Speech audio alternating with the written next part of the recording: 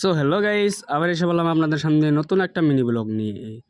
তো আমি এখানে বসে বসে কয়েকটা পুচকি ডন নিয়ে আমি বাপ মারতেছি। তো বাপ মারতে মারতে এদিকে শুনলাম বিয়ে আসতেছে, তাই এদিকে পেয়ালা খেলানোর জন্য ডাইনিং টেবিল গুলো রেডি করতেছে।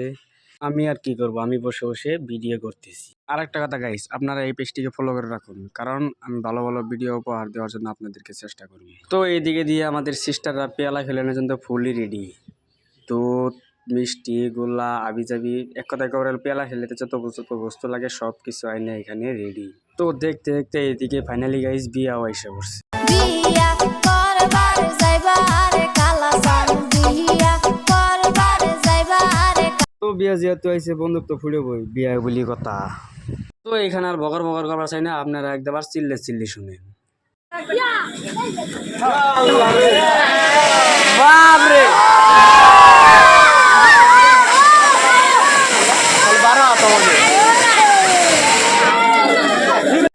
এই গাইস তামাম চিল্লিতে আমার কানটা তপ দাঁড়িয়ে গেল।